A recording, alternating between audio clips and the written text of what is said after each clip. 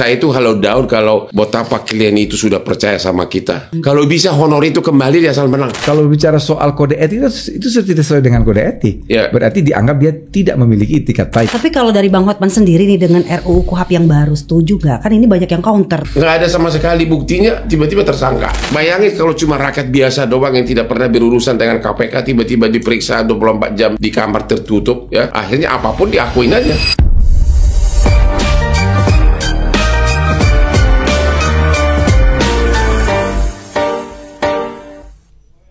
Halo, apa kabar Anda hari ini? Semoga selalu sehat, tetap semangat, dan bahagia. Senang sekali saya Dian Mirza kembali hadir menjumpai Anda di WhatsApp Waktunya Hukum Menyapa, podcast resmi Kementerian Hukum Republik Indonesia yang inspiratif, aktual, dan mendalam. Dan episode kali ini kita kedatangan tamu yang super istimewa. Dia adalah seorang advokat, tajir, terkenal, kurang apa coba, dan selalu tampil bling-bling. Siapa lagi kalau bukan Bang Hotman? Apa kabar? Oke, I'm okay. Oke, terima kasih loh sudah mampir ke sini. You're welcome. Dan satu lagi yang tak kalah hebat pastinya ya, seorang prof muda. Dia juga humble, perfeksionis, dan hobi tenis lapangan. Halo, Prof Edi. Halo, Mbak. Oke, hari ini kita sebelum bahas ke intinya ya, nih Bang Hotman, pasti kan banyak nih yang penasaran gitu, gimana sih rasanya jadi Hotman Paris? Udah tajir, kaya raya, terkenal. You have everything. Gimana ya? Orang kan tidak tahu bahwa itu perjuangan yang sangat lama. Saya sudah jadi pengacara 43 tahun. Walaupun saya secara biologis umur 30 sekarang. Secara KTP udah parah. Saya mulai praktik hukum tahun 82. Ya, termasuk 20 tahun di law firm internasional di Makarim Taira, 4 tahun di Australia. Jadi itu adalah proses yang lama, sehingga sekarang saya nikmati karena apa? Ternyata kalau kita sudah punya legal minds, apalagi saya itu ada bakat dari kandungan ibu, itulah namanya di kalangan lawyer disebutkan out of the box thinking. Di dalam hitungan menit kita bisa manuver begitu di sidang tanpa harus baca buku dulu. Makanya banyak orang Batak sukses jadi pengacara. Bisa aja. Tapi seorang Hotman nih ya, kan kelihatannya selalu you have good vibes. Energi abang tuh setiap masuk ke ruangan tuh kita berasa gitu optimisnya gitu, energinya. Pernah gak sih seorang Hotman tuh ngerasa down? Atau ketika ngedampingin mungkin ya klien yang posisinya rawan dihujat publik? Saya tidak peduli opini publik. Saya baru down itu kalau saya sudah tahu klien saya bakal kalah. Because kita udah senior, I can feel that. Kalau sudah di kesaksian, pertanyaan hakim itu sudah mulai mengarah yang konflik dengan kepentingan kita, saya selalu bilang akan pasti kalah. Dalam kasus Pilpres di MK, 2 dari hakim MK itu selalu memberikan komentar terhadap bukti-bukti yang tidak bagus untuk Prabowo. Saya bilang itu pasti nanti keputusannya akan akhirnya disenting. Bahkan saya pernah mau diusir sama dia dari sidang. Jadi kita itu kalau sudah pengalaman kita langsung tahu arah pertanyaannya itu kemana. Begitu ada bukti yang benar-benar penting yang menguntungkan klien kita, dia cuekin, itu berarti berarti dia hasilnya di pihak sana.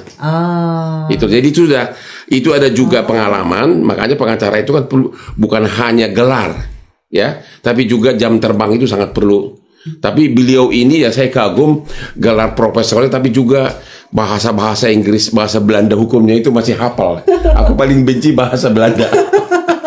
Terminologinya ya paling khas. Aku paling benci kalau ngomong ya.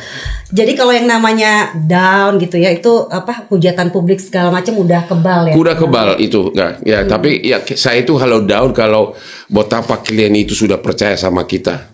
Kalau bisa honor itu kembali dia asal menang. Usah itu, tapi what can you do? Dan itu bisa langsung, bisa 2 bulan kita down menunggu putusan kan, kesaksian, pembuktian, kesimpulan, baru 2 bulan lagi baru jelas-jelas kalah.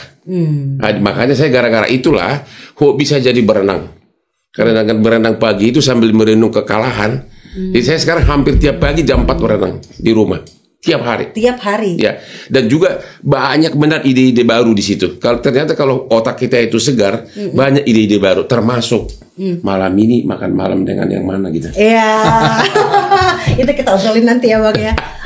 Bisa aja Bang, kalau misalnya kan tadi kan kita bicara soal kekebalan gitu ya. Ini yang lagi hangat nih, yang lagi diperbincangkan imunitas, advokat, RUU KUHP. Kalau sejauh ini pakai KUHP yang ada, ini hak pendampingan hukumnya kayak gimana sih untuk warga? Ya, ini dua hal yang berbeda, imunitas atau hak mendampingi. Imunitas kan tindakan dari seorang pengacara dalam rangka membela kliennya. Ada satu sekarang yang korban sudah dituntut 2 tahun gara-gara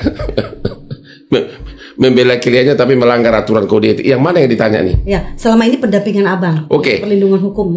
Jadi yang paling fatal banyak pelanggaran hak asasi manusia adalah karena di Indonesia ini seseorang tidak punya hak untuk didampingi pengacara. Saksi tidak berhak didampingi pengacara baik selama penyelidikan maupun selama penyidikan saksi. Padahal justru disitulah paling banyak pelanggaran, terutama misalnya seseorang sudah diperiksa 24 jam tidak bisa didampingi pengacara, ya. Pas menit terakhir ditetapkan tersangka, udah matang, dia sudah ngaku semuanya dalam suatu ruangan tertutup kayak gini, dia tidak didampingi pengacara, sehingga karena udah keburu tanda tangan jadi tersangka di pengadilan udah susah dipatahkan karena dia sudah menandatangani BAP yang seolah-olah mengaku yang menguntungkan penyidik. Makanya salah satu yang mutlak, saya dengar tadi dari Pak Wamen itu sudah tertampung bahwa selama proses penyelidikan dan penyidikan saksi itu harus berhak didampingi oleh pengacara. Pengertian berhak itu juga harus benar-benar jangan seperti yang kita lihat waktu Pak Jokowi didampingi pengacara. Pengacaranya dikasih di belakang punggung, kayak tukang pengamen ditaruh di belakang. Benar-benar hak dari pengacara itu nggak ada. Pengertian berhak itu adalah setiap waktu apapun pertanyaan dari penyidik itu dan jawabannya, si terperiksa itu berhak konsultasi dan berdiskusi dengan kliennya, dengan pengacaranya. Tanggapannya silakan Prof Edi. Ya, kalau kita bicara dalam RUU KUHP yang baru ini memang ada keseimbangan ya. Jadi kita tahu memang kita bicara soal KUHP dimanapun di muka bumi ini yang namanya Kitab Undang-Undang Hukum Acara Pidana itu adalah Ius Punendi. Ius Punendi itu adalah hak negara untuk memproses, menuntut, menghukum sampai melaksanakan pidana. Tetapi kita harus juga memberikan perlindungan terhadap hak asasi manusia. Karena filosofis hukum acara pidana itu bukan untuk memproses seorang pelaku tindak pidana, tetapi untuk mencegah kesewenang-wenangan aparat. Itu adalah filosofis hukum acara pidana. Oleh karena itu memang dalam batas-batas yang ditentukan oleh undang-undang, aparat berhak untuk bertindak. Tetapi ukurannya jelas. Di dalam RUU KUHP ini memang kita mengedepankan fungsi advokat.